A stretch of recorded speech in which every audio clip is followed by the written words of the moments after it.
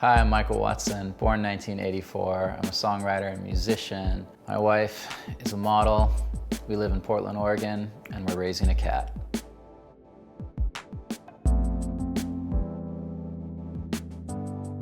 Yeah, coffee's a big deal every morning. It's part of like a rhythm, I guess. Waking up in the morning, it sort of sets course for everything.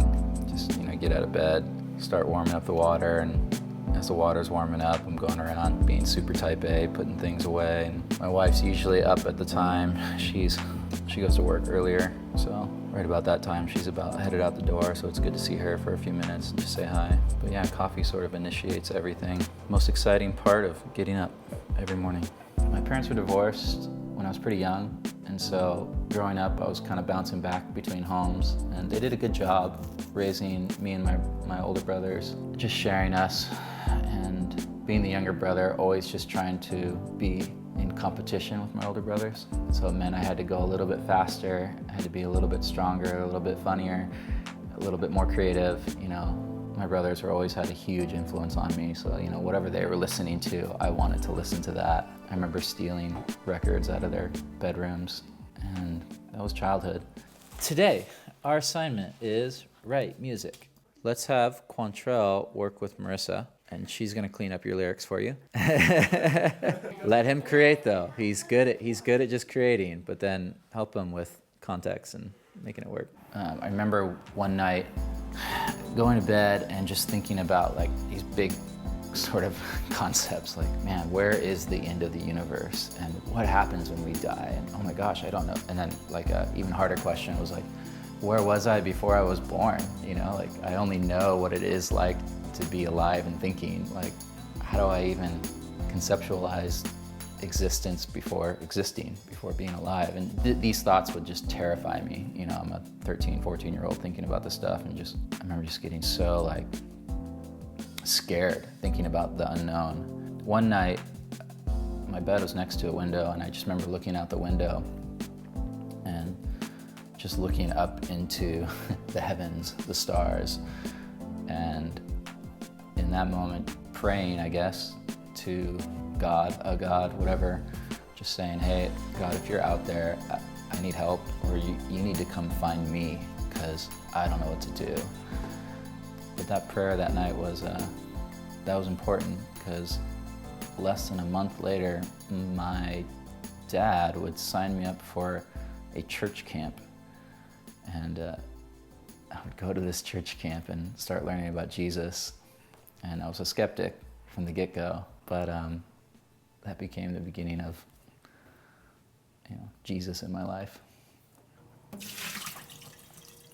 This is good news. This coffee timed out perfectly.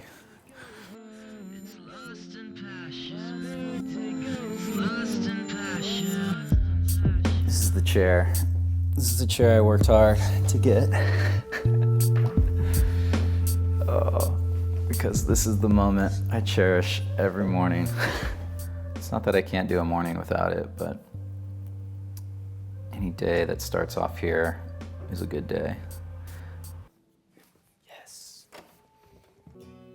Now you bring color to this song. Erase the black and white we know. Yes, so yeah. You make us whole. whole. No, you make us whole. You make us whole. Yeah, and repeat. You make us whole. Yeah. Da, da, ba, da, da, da, da. Da, da, da, da, do, do, do. Yeah, something like that, right? Okay, keep going. You'll get it. Coupled with Offspring was like the Lion King soundtrack, or Jurassic Park soundtrack, and again, whatever else I could find in my brother's rooms, which at that time was like Warren G, Skee-Lo. That's another one-hit wonder, hip-hop. Yeah, and my parents were both musicians, so they didn't really push that so much, but I think they did a good job in allowing us to kind of explore music. And eventually I was around like 12 years old, I think, and I saw a guitar sitting somewhere, and I wanted to play some song, you know. I just remember grabbing it and my dad like saying, okay, you know, here's like a D chord, here's an A chord, and I just started having at it. Later, I'd moved to live with my mom that following year, and they just kind of, again, they kept providing and kept putting more instruments in my hand, a bass guitar, an electric guitar, and my mom would have to transpose or learn songs that I was listening to. So I'd be listening to like a Green Day song. I'd be like, Mom, I want to play this. And she would go, you know, I remember her sitting down on her bed and figuring out the chords of Green Day songs so that she could teach them to me. Lord Almighty, blessed is the one who trusts in you. It's good Indian. Could be a good song. Come on, any kid that grew up and saw That Thing You Do, that movie, Tom Hanks movie, starting a band and getting signed and making a song that goes on the radio is like, that was a big deal. So I got to do that, and it was a blast. I got to tour. I got to tour with bands that I would, you know, never thought I'd be on the road with, and it was a cool experience, but it didn't last very long. I think the heart of what I'm doing now eventually kind of came out, and I realized, man, I don't want to be a performer. You know, I think there's a lot of value in that. I respect a lot of the bands that are out there doing that take their families on the road with them. Most of the ones I toured with don't make a lot of money. It's really honorable what they're doing. But for me, I think the week to week, living in the same place with the same people, doing life together mattered to me more.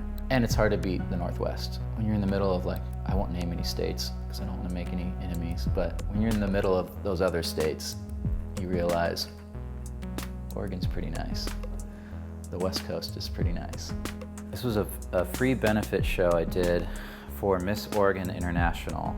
And there's me, my ukulele, Michael Watson from the band Above the Golden State. This is before I was dating my wife, and she's the Miss Oregon International.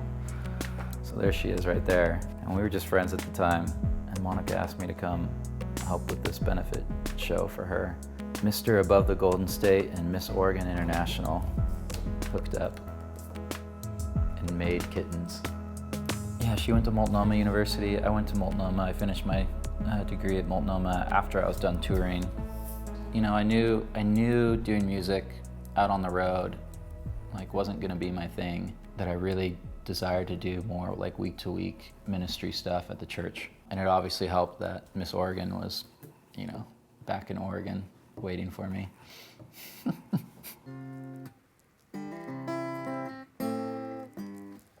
Yeah. You know, there's a lot of syllables you can get out of there. Yeah. The saved of Jesus we discover. Something, yeah. Sure, yeah. Got it. Love it. That was easy. Waking up every day.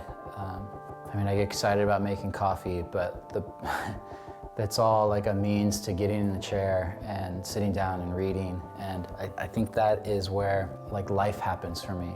It's usually quiet. Craziness hasn't entered my mind yet, so it can just be me there and whatever I believe the Spirit of God wants to put into my mind, like I'm like a blank slate, and so it's open. And I think that's why that moment's so special, when I can open up the scriptures, you know, read the Bible, read any sort of book. The amount of inspiration that happens at that moment almost always pours over into something else. And of course, sometimes that's songwriting.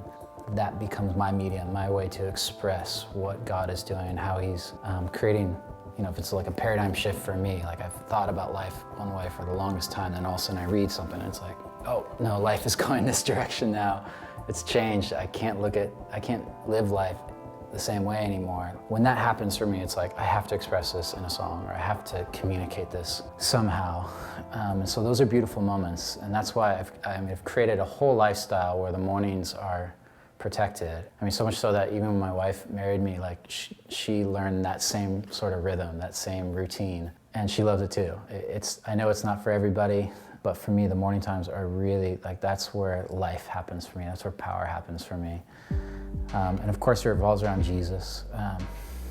Being a follower of Jesus just means that I take Him at His word. So when I come across some place in Scripture, for example, like John chapter 10, verse 10, it says that Jesus basically says, I didn't come to like steal and destroy, but I've come to give life and life to the fullest.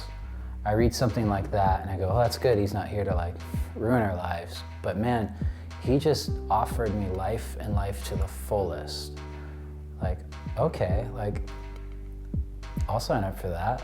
Like, what does that look like? And what that has looked like has been incredible so far.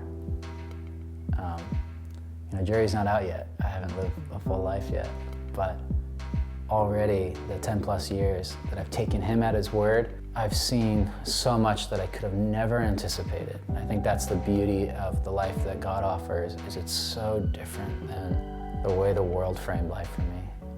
And by the world, to be more specific, the way like the influences of like TV or movies, culture influenced me. All those things that it told me could give me life to the fullest. It's funny how off most of it is. Not all of it. There's moments, people that don't love Jesus, where they say things that are truth, that are good. But I wouldn't know how to recognize that if I wasn't so obsessed with reading the scriptures and really reading about what Jesus said. So that's the passion. Cat's out of the bag. That's what I love. That's what I live for. Another part of that is like seeing other people have moments in their life where they grow, where they change, where they become better, and that's something that I love being a part of.